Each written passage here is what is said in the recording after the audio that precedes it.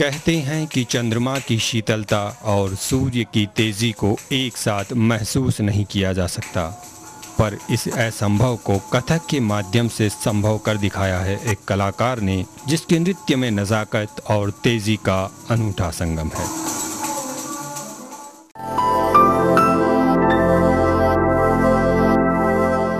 बिरजू महाराज जी पे एक डॉक्यूमेंट्री तैयार हुई थी। वो डॉक्यूमेंट्री मैंने देखी और इत्तेफाक ऐसा हुआ कि मैं कुछ कार्यक्रम के लिए दिल्ली गई अपने गुरुजी के साथ और बिरजू महाराज जी की क्लास देखने का मुझे मौका मिला।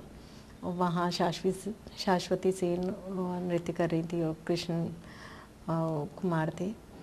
तो जब मैंने वो कथक देखा और मुझे एकदम अचंभा हुआ कि अच्छा कथक ऐसा होता है, क्योंकि हम जो कथक कर रहे थे उसका रूप कुछ और ही था। तो ये था आपका कथक से पहला परिचय। नमस्कार, कर्मभूमि कार्यक्रम में आपका स्वागत है। कुछ पांव जमीन पर चलते हुए आसमान नाप लेते हैं। उनकी थिरकन की गूंज प्रार्थना के स्वर जैसी लगती है और उनकी लय में डूबकर निराकार साकार होने लगता है। कथक में रूहानी रंग भरने वाली अनीता ओरडिया आज हमारे साथ कर्मभूमि कार्यक्रम में अपने सफल यात्रा के अनुभव बांटने वाली है। सबसे पहले स्वागत है आपका। नमस्कार। नृत्य में आपने कथक ही क्यों चुना? दरअसल मैंने जिस उम्र में कथक करना शुरू किया, चयन जैसी कोई बात थी नहीं, मुझे वो समझ ही नहीं थी कि चयन क्या करना चाहिए। और मैं आपको बताऊं कि मैं राजस्थान के एक बहुत ही छोटे शहर से हूँ, भीलवाड़ा उसका नाम है। तो भीलवाड़ा में उन दिनों नृत्य करना ही बहुत बड़ी बात थी किसी लड़की का।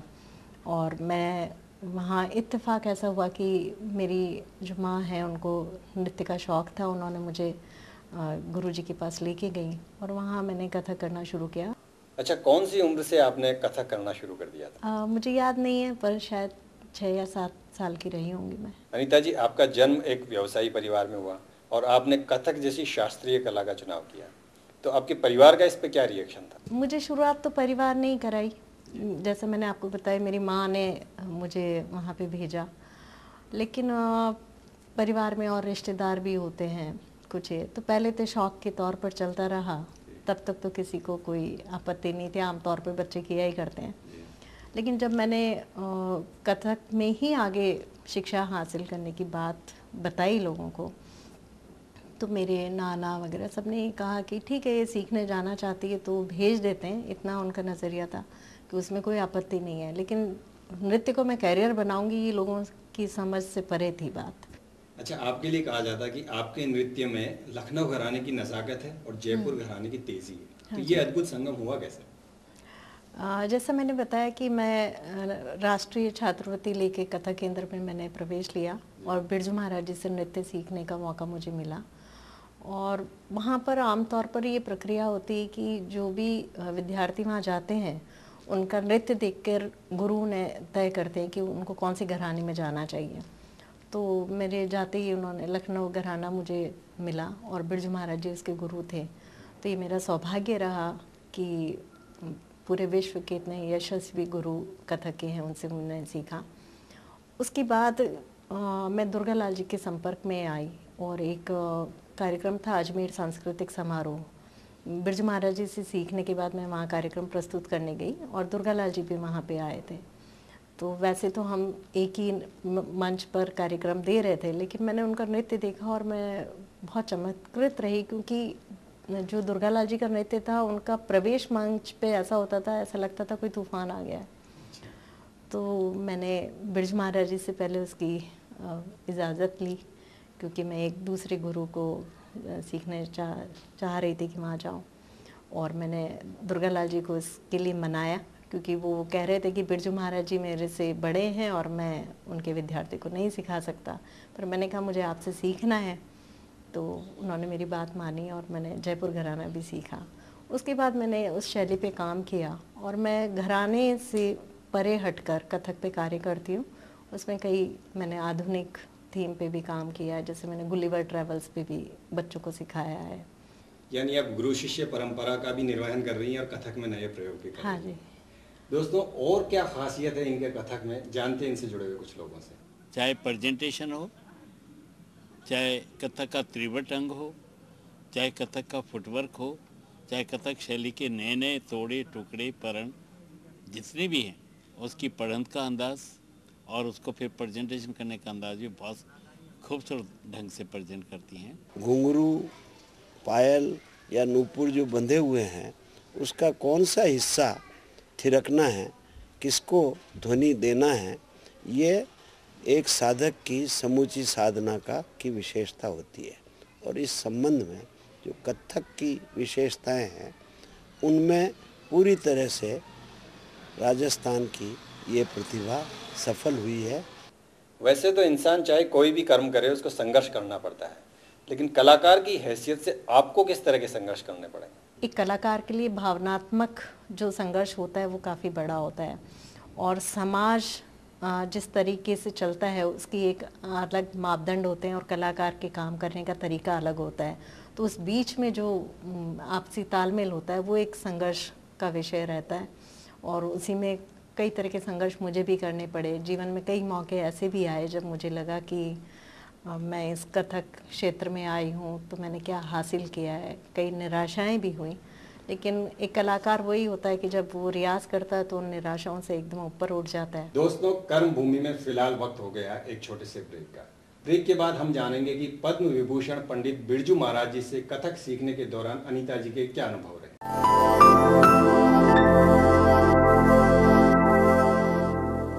राजस्थान चैम्बर ऑफ कॉमर्स उपलब्ध कराता है व्यापारिक सुविधाओं का माहौल और जानकारियां मामूली खर्चे पर। Rajasthan business development centre, chamber भवन, MI रोड, जयपुर।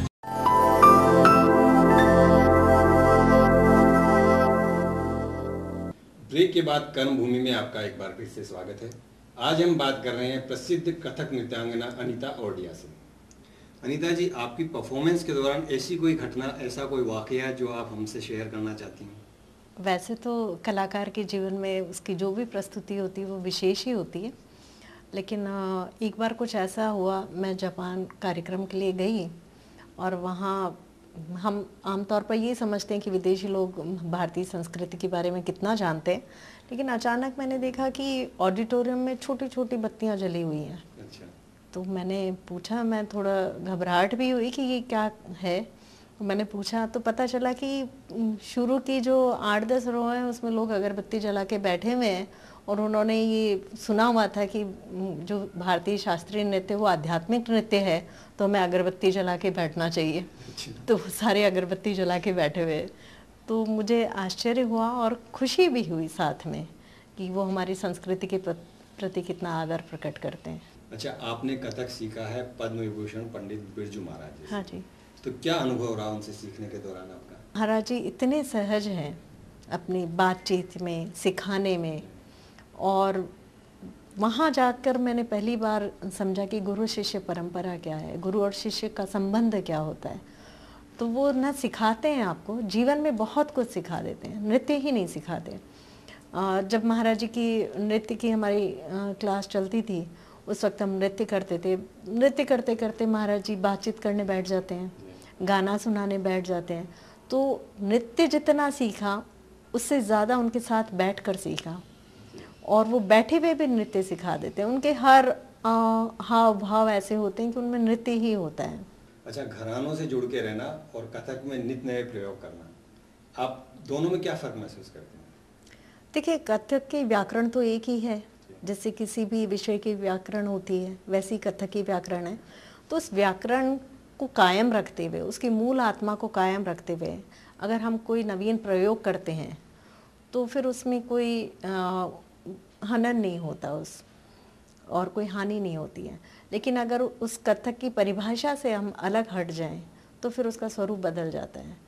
तो नवीन प्रयोग होते आए, क्योंकि कथक तो एक ऐसा नृत्य था जब कथा कही जाती थी और कथक किया जाता था, उसका स्वरूप किसी न किसी युग में तो परिवर्तित होता ही रहा। और आज हम जिस जगह तक पहुँचे हैं, पहले मंदिरों में किया जाता था, आज ऑडिटोरियम में पहुँच गए, तो रूप परिवर्तन तो हो ही गया। दोस्तों, अनीता जी प्रयोग धर्मी है, शायद इसीलिए युवा लोग भी इनसे बहुत अच्छे से जुड़े रहे। मैंने जब देखा है कि अपने कोई नस से अपना कोई घुंघरू हिला सकता है, कोई इक्विपमेंट प्ले कर सकता है, तो मुझे सही में विश्वास नहीं हुआ कि ऐसा हो सकता है। जब से मैंने देखा है तो मैं बहुत ज़्यादा चाहता हूँ कि ये शोज़ देखूँ इस टाइप के, और ज़्यादा से ज़्यादा उनके फंक्शन और उनके शोज़ अटेंड करूँ। चाहे वह मीरा का नाट्य नाटक हो, चाहे वो मेवाड़ की लोक कलाओं का भिलवाड़ा में मंचन हो।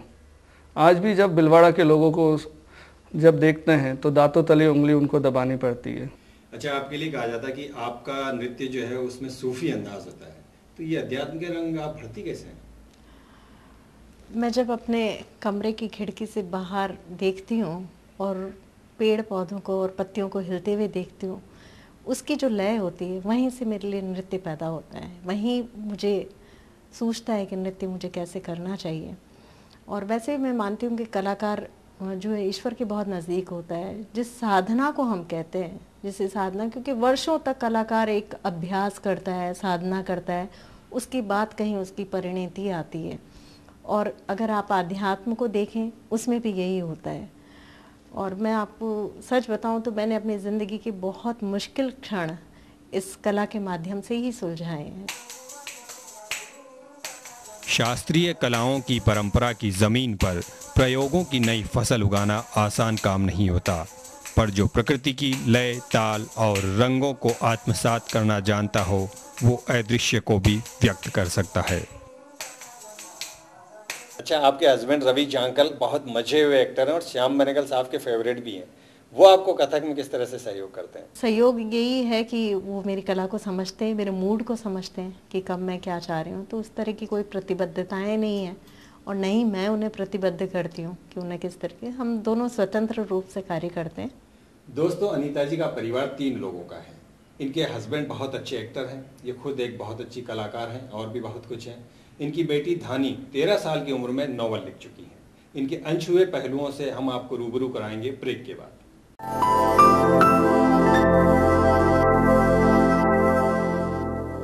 राजस्थान चैम्बर ऑफ कॉमर्स उपलब्ध कराता है व्यापारिक सुविधाओं का माहौल और जानकारियां मामूली खर्चे पर। Rajasthan business development centre, chamber भवन, MI रोड, जयपुर।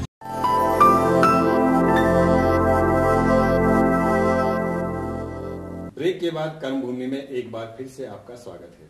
आज हमारे साथ हैं प्रसिद्ध कथक नृत्यांगना अनीता औडिया। अनीता जी, आपका 3 लोगों का परिवार है। हाँ जी। आपके हस्बैंड रवि जांकल साहब वो मुंबई में रहते हैं, आप जयपुर में हैं और आपकी बेटी धानी वो अजमेर मेयो कॉलेज में है। और हमने सुना है कि 13 साल की उम्र में उसने नॉवल भी लिख दिया है। हाँ हाँ। ये कैसे संभव हुआ? ये तो उसकी अपनी सोच और समझ है और काफ़ी बचपन से ही उसने पढ़ना लिखना शुरू कर दिया था। बल्कि मैं ये बताऊं कि जब वो 6 महीने की थी तो मैं उसको किताब पढ़ पढ़ के सुनाया करती थी और 1.25 साल की उम्र में उसने काफ़ी मतलब पढ़ना सीख लिया था, जो कि बहुत आश्चर्यजनक बात है। और शायद यही बीज ऐसा पड़ा कि उसको पढ़ाई में रुझान हुआ। तो लिखती है काफ़ी अच्छा, नृत्य भी करती है और उसका सपना है कि वो एक कलाकार ही बने, एक्ट्रेस बनना चाहती है। ये तो हुई एक धानी। हाँ जी। बाकी युवा जो इस कला से जुड़ना चाहते हैं उनके लिए आप क्या कहना चाहेंगे? देखिए, कोई भी कला, मैंने जैसे बताया कि साधना मांगती है। साधना का मतलब काफ़ी दिनों का अभ्यास और उसमें धैर्य, क्योंकि इसका रिज़ल्ट आते हुए काफ़ी इंस्टेंट मामला नहीं है। इसमें बहुत आपको धैर्य रखना पड़ता है और काफ़ी दिनों तक सीखना पड़ता है। जब एक बार आप सीख जाते हैं तो इसके बहुत सारे आयाम हैं। जबकि आमतौर पर लोग ये सोचते हैं कि हम कलाकार बने तो हम परफॉर्मेंस ही देंगे, लेकिन एक कलाकार होने के नाते आप उस कला को बहुत अच्छी तरह समझ सकते हैं या अन्य कलाकारों को भी समझ सकते हैं। वैसे तो कलाकार के लिए उसकी कला साधना ही सबसे बड़ा पुरस्कार होता है, पर कुछ सम्मान कलाकार से ज़्यादा कला के लिए ज़रूरी होते हैं। राजस्थान संगीत नाटक अकादमी अवार्ड, यूनेस्को चेतना अवार्ड, सांस्कृतिक मंत्रालय भारत सरकार का फेलोशिप अवार्ड, नृत्य श्री अवार्ड अनीता जी के उन ढेरों अवार्ड्स में से हैं जो उनके कथक नृत्य की सराहना में मील के पत्थर हैं। तो आप मुंबई से जयपुर आई। हाँ जी। ये अचानक से आपके जीवन में घटना कैसे घटी? कभी कभी कलाकार के जीवन में ऐसे क्षण आते हैं कि उसको कोई रास्ता सूझता नहीं है कि क्या करना चाहिए। और मेरे जीवन में एक ऐसी घटना घटी 1.5 साल पहले। मेरी माँ का देहांत हो गया और वो इतना दुखद देहांत था कि मैं उस घटना से उबर नहीं पा रही थी। तो मैंने कला के माध्यम से ही उबरने का रास्ता ढूंढा। तो मैंने एक दिन अचानक तय किया और मेरे पास अपनी एक कार थी, उसमें मैंने अपना सामान भरा। सामान भी क्या था, मेरे अपने कुछ कपड़े, मेरी किताबें, और लेके मैं जयपुर आ गई। यहाँ पर मेरे पास रहने की कोई जगह भी नहीं थी। यहाँ के मैंने अपने जो पारिवारिक मित्र हैं उन लोगों से संपर्क किया, उन्होंने मुझे कोई एक जगह बताई और फिर धीरे धीरे मैंने अपने रहने लायक उसको अनुकूल बनाया और आज मैं यहाँ हूँ और अपने उस सपने के साथ जीवित हूँ। तो यहाँ पे आपकी वो शुरुआत, आपका वो सपना क्या है जिससे समाज को उस लाभ मिलने वाला है? किंकिणी एक संस्था है और किंकिणी का अर्थ होता है संस्कृत में छोटे घुंघरू, छोटी साइज़ की, जिनकी आवाज़ बहुत मधुर होती है। मैं उस पूरी आवाज़ को समाज में फैलाना चाहती हूँ और लोगों को ये संदेश देना चाहती हूँ कि कला का जीवन में कितना महत्व है। मेरा ये मानना है कि जो व्यक्ति कहता है कि मैं कला से जुड़ा हुआ नहीं हूँ, वो भी कहीं न कहीं कला से जुड़ा हुआ है। तो मैं एक गुरुकुल बनाना चाहती हूँ जहाँ विद्यार्थी रहें, वहीं पर सीखें और वो दिन रात कला में ही खोए रहें और जब वहाँ से निकलें तो एक पूर्ण कलाकार बनकर निकलें। इस किंकिणी की गूंज पूरे समाज में गूंजेगी, ऐसा हमारा विश्वास है। धन्यवाद जी। तो कर्मभूमि में ये थी हमारे साथ अनीता औड़िया। कर्मभूमि में अगली बार फिर किसी नई शख्सियत के साथ हाजिर होंगे। तब तक के लिए हमें दीजिए इजाजत। नमस्कार।